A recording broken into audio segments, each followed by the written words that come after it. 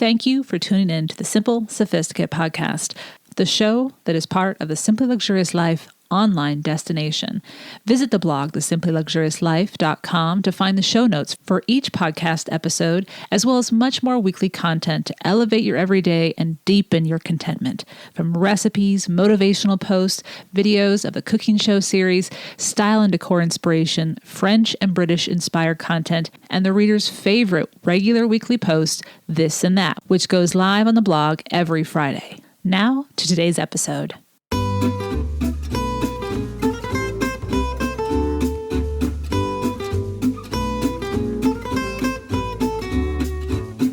Welcome to the Simple Sophisticate podcast, where intelligent living is paired with signature style. I'm your host, Shannon Ables. And whether you're listening on your commute, exercising, working in the garden, or sitting down with a hot cup of tea or a café au lait, thank you for tuning in. Let's get started.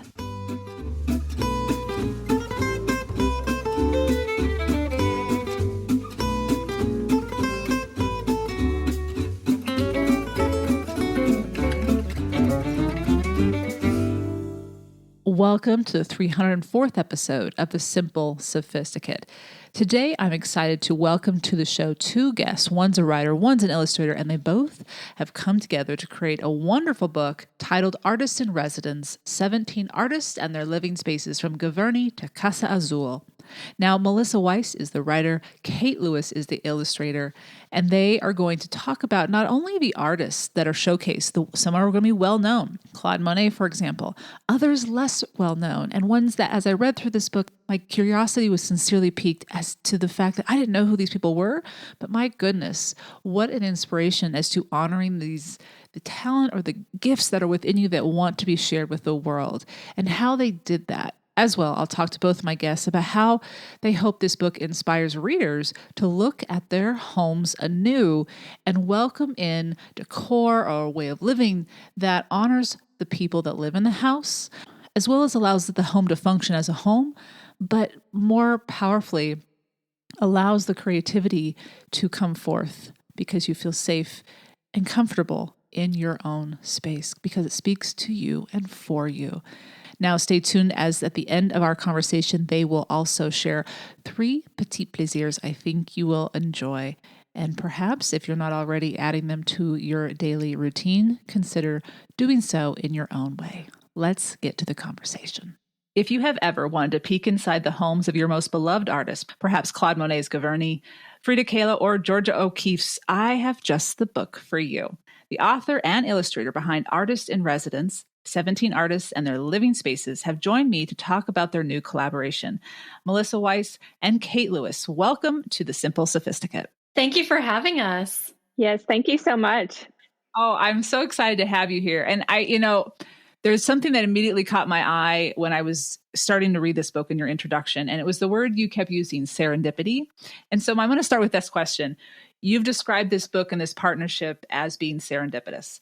And I just want to make sure the listeners know that Kate Lewis is our illustrator of the book and Melissa Wyse is the writer. Can you explain how this was serendipitous and how this project came together? Yeah, I guess I would start by just saying that this book really emerged very organically for both of us individually and for us as a partnership. And I would say that one of the reasons it feels serendipitous is that we both followed an interest that we had for a very long time. We were both very interested in artists' homes and in the ways that their homes were a source of creativity, in the ways that their homes engaged with their work. And neither one of us anticipated any kind of end goal. That was just an interest and a curiosity that we had independently for many years. Like Melissa said, we both had been thinking about interiors and even artist homes specifically for years. We both were artist in residence or writer in residence at Ragdale Foundation, which is a really wonderful, charming residency in Northern Illinois. And at the time, I was living in Chicago. I recently just moved to Tennessee, and I felt like Ragdale was the perfect residency for me because it was close to home and just an easy place to get to for me. I have 4 children, so it's sometimes hard to get away. But Melissa and I met there, and even though we were both there, we really didn't interact with each other very much, but we knew of each other. And I knew at the time Melissa was writing a piece about Georgia O'Keeffe, an exhibition about her work. So that's where it all happened. And then later, the following year, we reconnected again, and it was just a beautiful, just serendipitous meetings along the way just seemed to happen.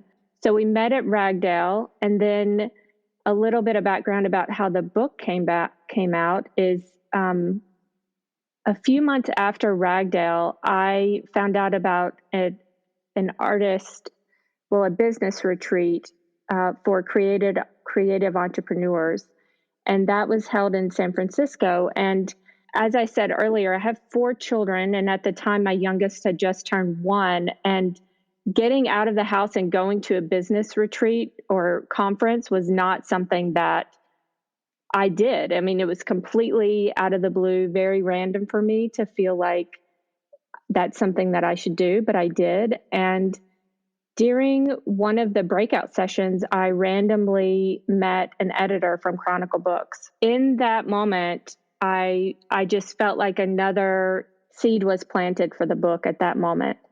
So that happened. I met Melissa at Ragdale, had not even thought about us working together, and then met the editor at Chronicle. And just over the next several months, thinking about a book and also thinking about the interiors that I'd been painting for years and years, I started to formulate the idea of making a book of artist homes and paintings about artist homes. But I knew that the book needed something more than just paintings. And it felt like we each had been kind of carrying half of the book with us. And as soon as we talked, it kind of all came together. But the other piece I would add to that I think kind of just plays into that theme of serendipity is that the previous weekend before Kate and I got on the phone together, I had actually been going to visit my mother, and my husband had driven down with me. And we stopped for a night in the town of Nyack, New York. And we stayed at a little bed and breakfast, and we went to visit Edward Hopper's house. And we were kind of driving home from Edward Hopper's house that night.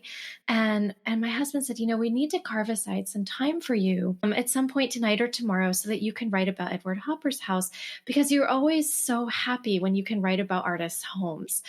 And I said, I know, that's true, isn't it? I said, what is that? Like, where does that lead? That's not a thing. It is now. But it was this really funny moment of recognizing that there was this interest that I had that had been abiding and that was really nourishing and sustaining for me in really positive ways. And saying out loud, I didn't know where that went, right? And within a week, almost like saying out loud a question, and within a week, that question being answered. Yeah, the universe was listening and offering something in turn. I'm curious. So really quickly on each of these 17 residents, you each have seen all of these, or one of you have seen at least one of them. How did you get these renderings so accurate? Because the ones that I've seen in person, yeah, they're done very, very, very well in a way that you feel like you're there. So the writing and the painting really come together in a wonderful little marriage there. Well, it was really organic. I mean, first of all, we created the book in a pretty short amount of time. So we weren't really physically able to see all of the places that we wanted to, but together we were able to see some and also read about them. Many of the artists wrote very descriptively about their spaces. So, I mean, for instance, Paula Modersohn-Becker homes in Paris don't exist anymore, but she kept copious notes about very specific details that I was able to incorporate into the paintings. And actually, the houses that don't exist anymore were the ones that I enjoyed painting the most, because I was able to take the artist's words and then create the paintings from those.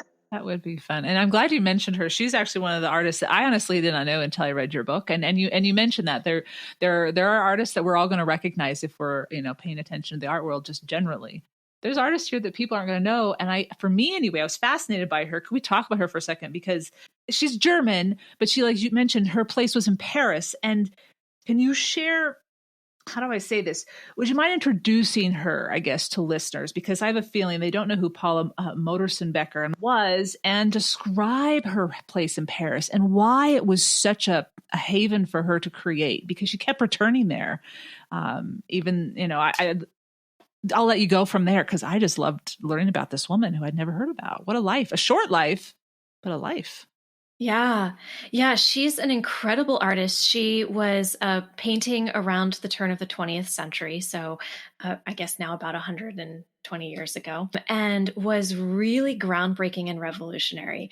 And in a different universe where art history is written by different people, she would be probably one of the most famous artists of her time, because the work she did was truly groundbreaking and innovative and important.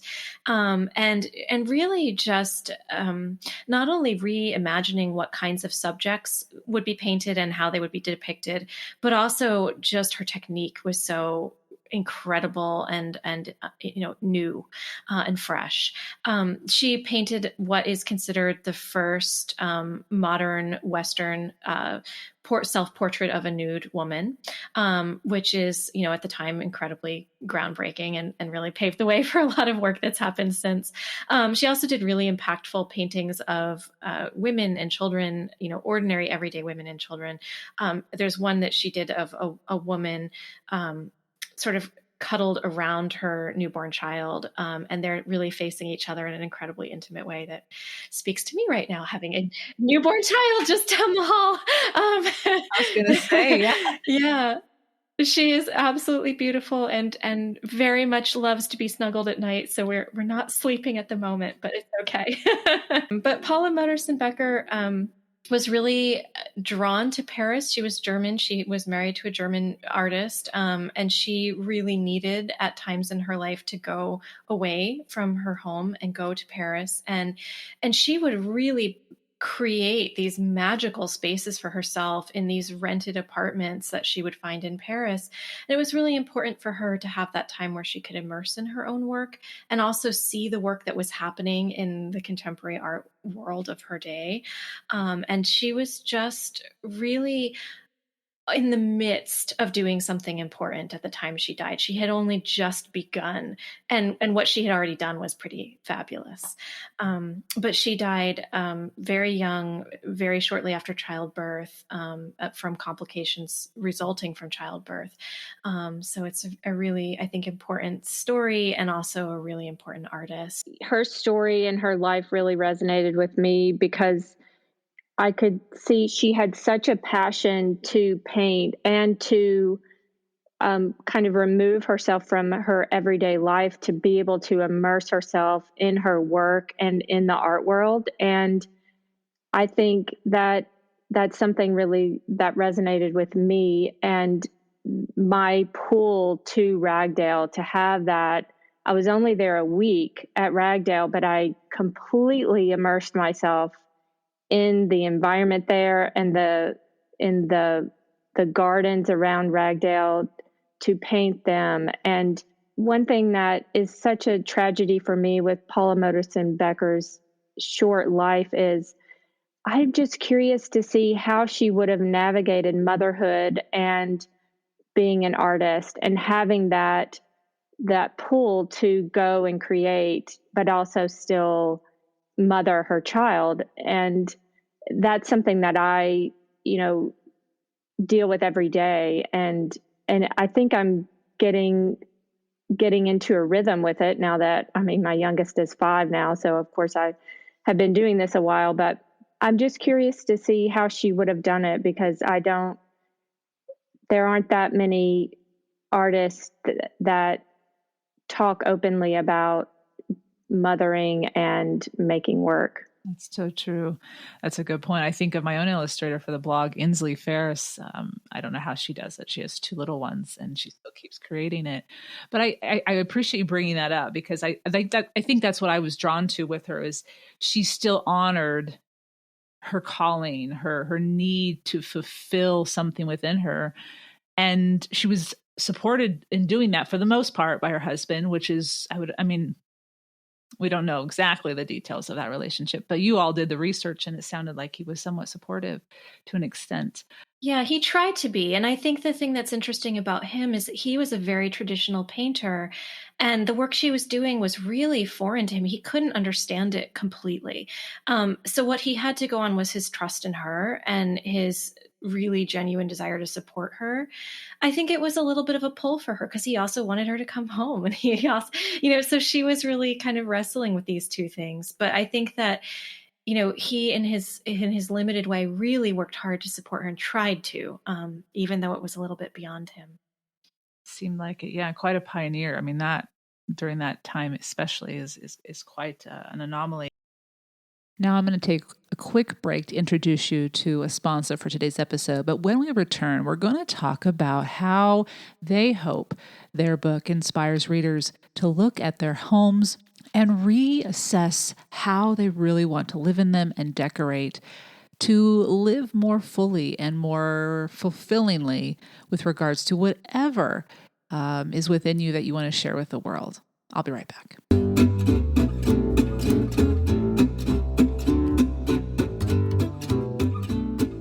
Now, since I've gone back to school, I have been wearing a face mask, as many, if not all of you are as well, during your days. And I have been looking for a face mask that is comfortable, that is something that I can wear for 8 hours.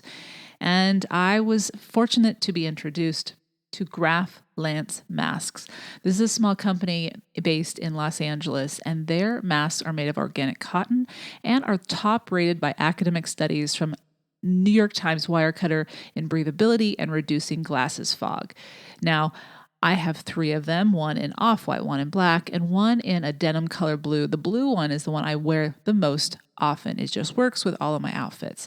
I attach it to my lanyard, and it is just wonderful. It stays off of my face entirely, allows me to breathe, and is truly comfortable. You too can explore their face mask, and with each purchase you make, 10 meals are donated to Feeding America, with a total of 3 million meals donated so far.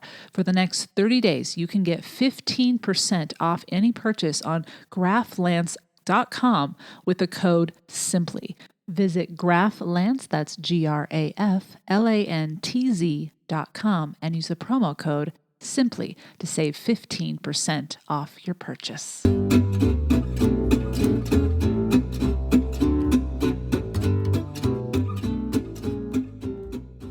Let's get back to the second half of our conversation with Melissa Wyse and Kate Lewis of Artist in Residence. All the different artists in this book are, as you said, renowned in their own way. Some of them are still living. And Zaria, I think it was Zaria Forman.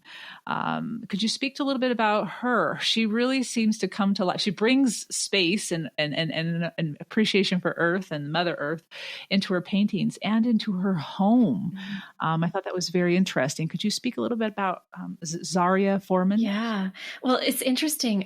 So Zaria's work, for anyone who doesn't know it, they're these absolutely stunning drawings, and they're monumental in scale. They're done with pastel, and they're of icebergs and kind of the melting of the polar ice caps. And she's traveled extensively to these different places and created them. But she traveled like on a ship, and then also in aircraft with kind of scientists who are kind of on the international stage in order to visit these places. But and her home is really incredible, and hers was when I got to go and sit and have tea with her in her home, and she's an incredible person, and her home is gorgeous. And actually, she's an interesting one too, because both Kate and I moved home in the course of the past year, as many people did, and Zaria did as well. She actually wound up moving upstairs upstate in the past year, and buying a really beautiful piece of land, and also welcoming her first child. So she and I have had a couple of little notes to each other on Instagram being like, oh my goodness, this is amazing. But it's neat because her home in the book is this home that she lived in for 15 years. It was the home she lived in when her work really became famous, when she really developed her voice as an artist.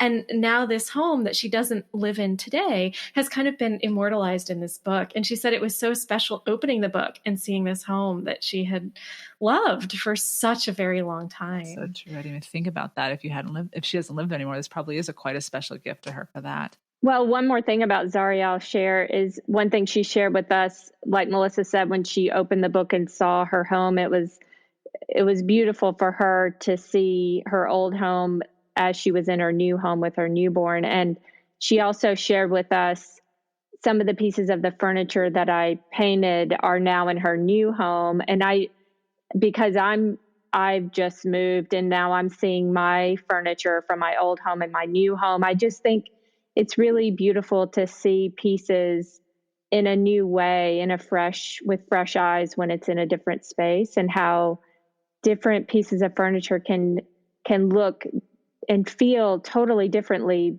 based on the space that they're in. That's something that I think she pointed to, and that I'm also discovering currently as I unpack boxes and furniture.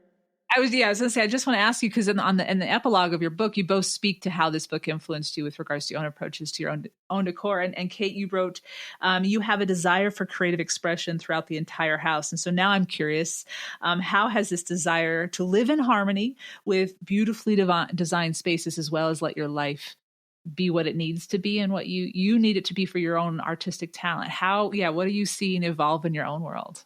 Well, it's evolving literally in front of my eyes, and even as I wrote that for the back of the book, I was a little hesitant, because then I thought, oh, I'm going to be put to the test with this, to create a space where all 4 kids and my husband and myself can be creative in the house, but also I just love beautiful things, and I love things to look a certain way, and that's not always easy with kids around.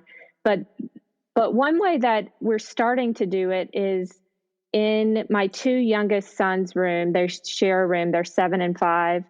I have put a large table and chairs in their room, and I really hope that it's not fully set up yet, but my vision for that is to have supplies and just different materials nearby that they can use that space to create whenever they want to. When they're up at 5:30 in the morning every day, they can get their Play-Doh out and play. And also there are open shelves in their room that I hope that they can transform in any way that they want to over the years to come. So that's the very beginning of staying true to what I said at the end of the book.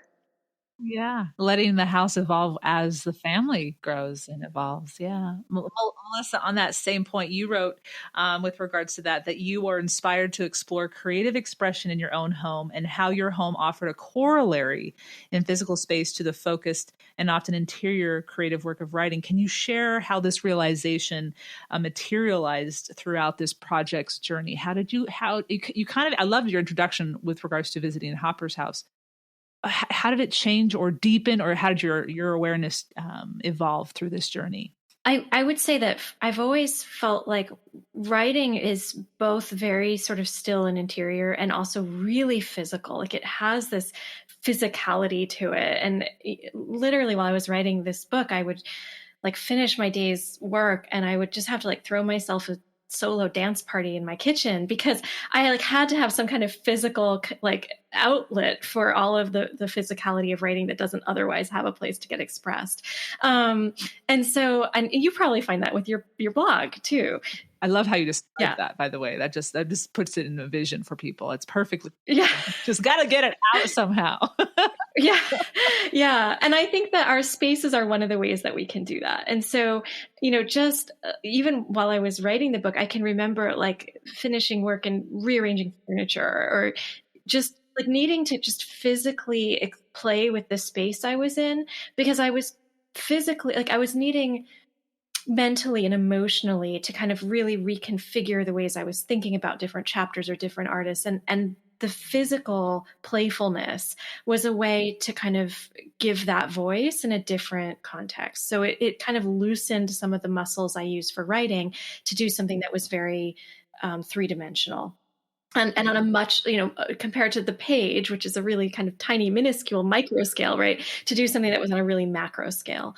And it's just so timely, since we just all have been spending so much time in our homes, how that culturally people are paying more attention now to their homes and their influence on our well-being. And I really do believe that people can, everyone is creative if they want to be. It's something that's nurtured and cared for. And I'm not saying necessarily an illustrator or a writer, but in some fashion. And so I'm curious, since people are listening to this and obviously they're curious about these individuals and they're drawn to your art and your words, how do you hope readers will be inspired when it comes to looking anew at their homes and how they decorate and live in them? What do you hope, even if they're not an artist, such as us three maybe, what do you hope they'll take away?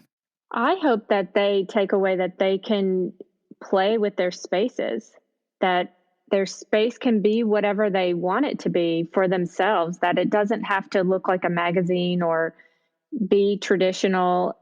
It can, like Louise Bourgeois, get rid of your stove if you don't cook. Who cares? You don't need a stove if you're not going to cook. Just silly things like that. But really, if that's the way you want to live your life, just do it. Gotta nurture the inhabitants, who those people are. Yeah. Right. Mm-hmm. What about you, Melissa? That's absolutely the main thing I would hope for too, is to take away that sense of playfulness and freedom and lightness, right? That the home can be a light space, as opposed to something that is laden with a lot of expectation. And I think, the 17 artists in this book had really divergent homes. And I think that that's one of the things I hope people take away too, is that there's not one way to do this. And for a lot of them, it evolved too over the course of their lifetime, right? So I think to just go into it with a sense of joy and playfulness and lightness, and just let yourself experiment with your space. One thing that I love also about Georgia O'Keeffe's home is how she brought nature into her home. And that's something that I also want to incorporate into my home, and to encourage my kids to do the same, to bring in sticks, bring in rocks that they find on walks, and to really be connected to the outside and the inside in our space. And that's something that I think anybody can do. You don't have to be an artist or anything to bring in nature into your home. A lot of nurturing that nature does that we don't realize, just having it visually around us and textually, tangibly. It's a good point. Thank you. So I would say that the other thing is that the home can really be a source of creativity. And I think that sometimes we dismiss domestic space as being unimportant or unserious or unworthy of our time.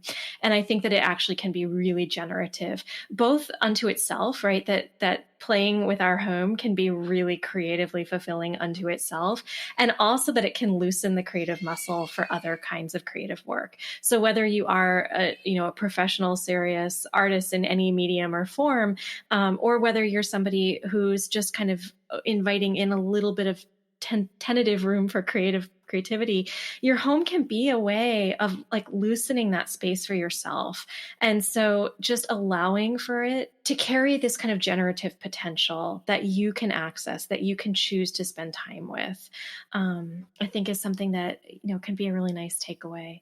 And I would also say what you said about the tactile, right? That our homes are three-dimensional and they have all five senses in them. And oftentimes we only see them photographed, right? And we don't actually get to experience that sort of multi-sensory joy that they can contain. That's so true. And I just kind of want to give listeners an idea of because I've had the opportunity to go to Claude Monet's Giverny, and that painting of his kitchen, of his dining room. I mean, it's hard to describe how vivid that yellow is, but also how warm and welcoming it is. It's hard to convey that. Your illustration does that, Kate. I just was like, oh, I feel like I mean, it was just beautiful. It was, and what I was wondering if you could explain, what is it that they're going to, when they turn into each of the artists, what is it that you're going to reveal to them visually and historically or informationally? Because I honestly did not know many of the things you shared about Claude Monet, about his entertaining and whatnot, and what he did upstairs, because it is calmer upstairs. The painting of the walls in the bedrooms are calmer upstairs. Downstairs, it's vivid, it's alive, it's electric, especially in those two rooms.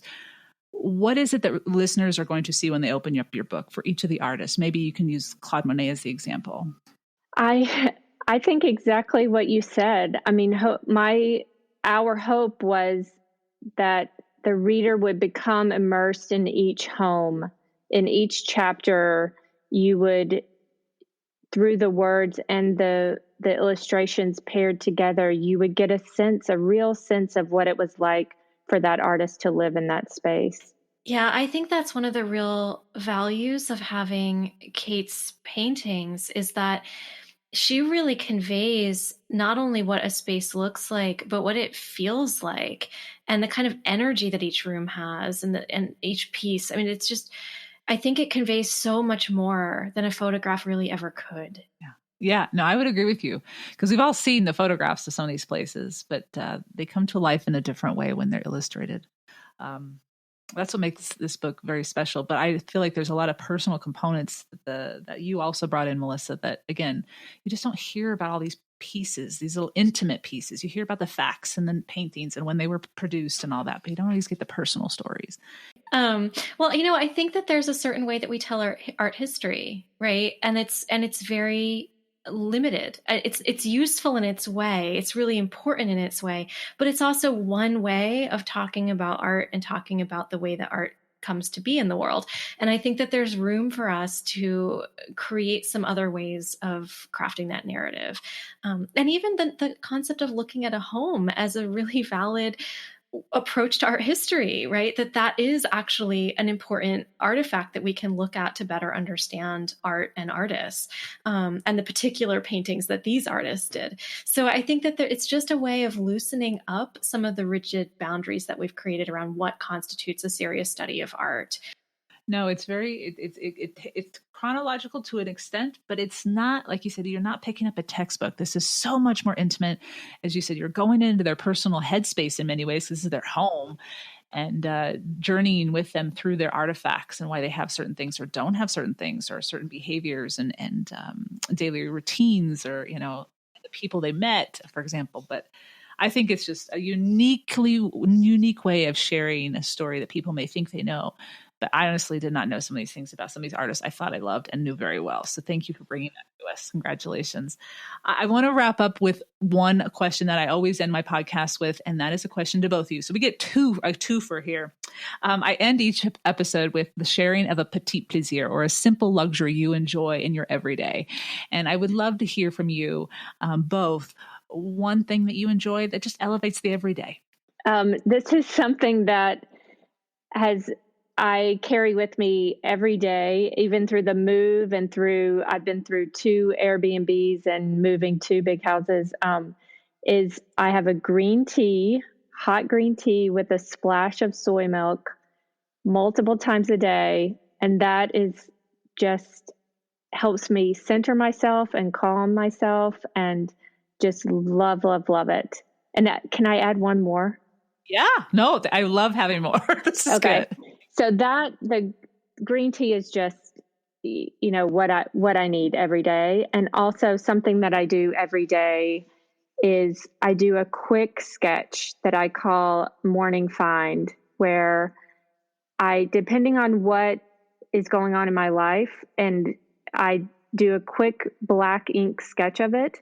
And, for instance, lately, because I'm renovating, I sketched my kitchen sink, or I sketched a light fixture that I got, just something really simple. And that grounds me. And it also kind of helps me turn on my artist work mind, that I do my sketch and then enter into my studio practice. You've been warmed up. That would be a lovely thing to reflect on too, because as you said, it reflects where you are and what's going on. Thank you. Yes. I know artists out there will appreciate hearing that in any medium. Melissa, what's yours? So I would say at the moment, mine also starts with tea.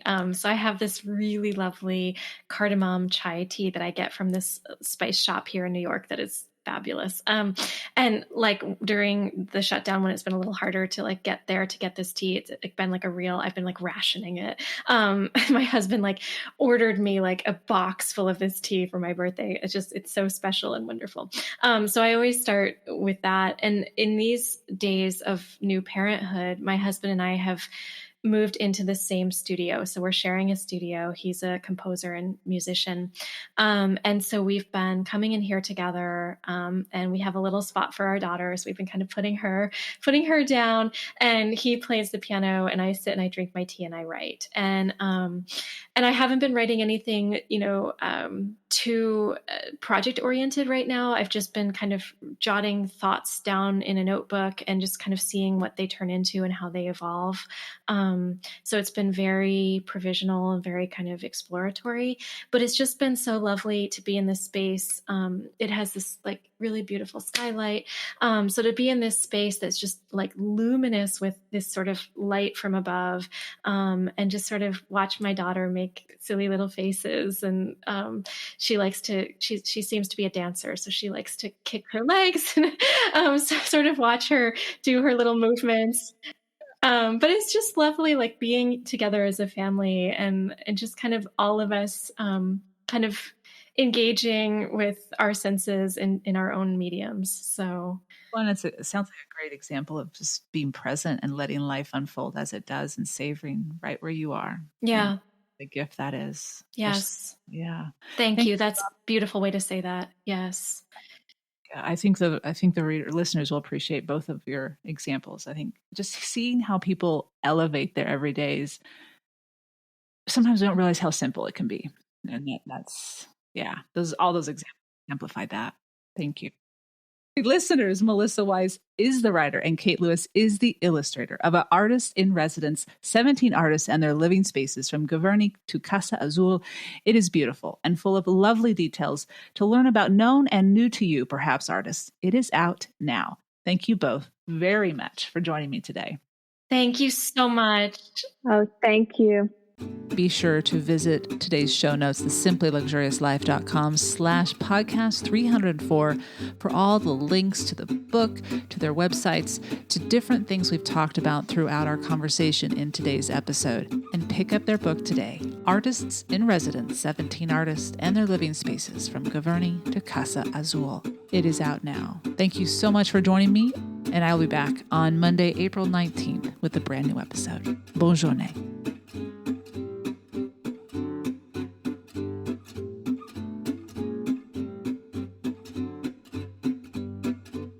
Thank you for tuning in to the Simple Sophisticate podcast, where intelligent living is paired with signature style. For more ideas and inspiration throughout the week, visit the blog, thesimplyluxuriouslife.com, or pick up my latest book, Living the Simply Luxurious Life, Making Your Everydays Extraordinary and Discovering Your Best Self, now available on Audible and wherever audiobooks are sold, as well as in paperback and ebook versions. You can also pick up my first book, Choosing the Simply Luxurious Life, A Modern Woman's Guide, which is also available in paperback, ebook, and as an audiobook as well. To stay caught up on the most recent episodes of the podcast, blog posts, the cooking show, and receive exclusive news as well as an extra dose of inspiration to jumpstart your weekend, subscribe to the Simply Luxurious Life's free weekly newsletter, which arrives in your inbox each Friday to enjoy with a hot cup of tea or cup of morning coffee. Until next Monday, I'm your host, Shannon Ables. Bonne journée!